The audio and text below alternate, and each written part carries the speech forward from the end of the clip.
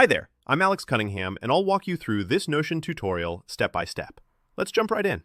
Hey there! In today's tutorial, I'm going to show you exactly how to set up a beautifully organized reading journal in Notion using a free Ghibli-inspired template that will make your reading logs not only easy to manage, but truly magical to look at. By the end of this guide, you'll know how to get your whole reading life sorted out in Notion, with professional flair and plenty of room for your own personal touches.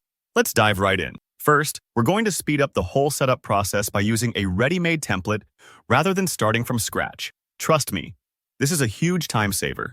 The template gives your journal a polished, cohesive design right away, and you can still make it uniquely yours later on. Start out by heading to the top left corner of your Notion workspace. Here, you'll see a drop-down menu. Click that drop-down.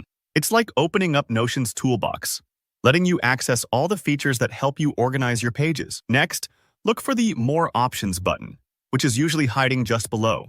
You'll want to click on this to get to the template browser.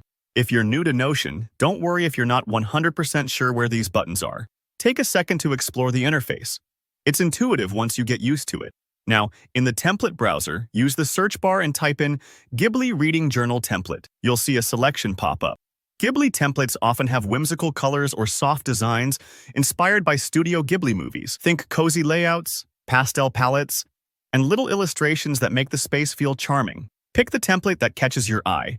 There might be a few different options, so feel free to preview each one until you find a style that really speaks to you.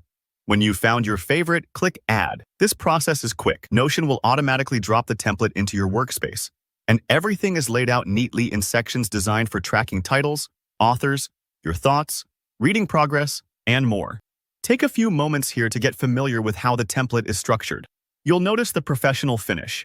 All the columns, tags, and database features are pre-built, so you don't have to fuss with the details. Next, let's make this journal your own. Begin by filling in your credentials. Basically, start adding in your name, reading goals, maybe a favorite quote, or a little icon that represents you. This part is not only functional, it helps personalize the experience. You might want to add a profile picture or set your reading goal for the year right at the top. This is your little nook to come back to, so make it feel like you.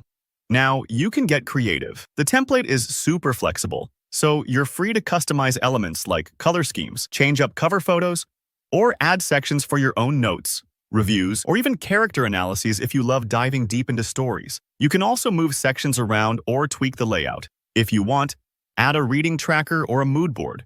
It's like redecorating a cozy room. Take your time here.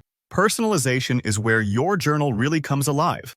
And that's all there is to it. You've now got a gorgeous, professionally designed reading journal with that special Ghibli charm, ready to host your literary adventures for 2025 and beyond. If anything felt confusing or you'd like more tips on customizing your journal, drop me a comment down below. I'm always happy to help.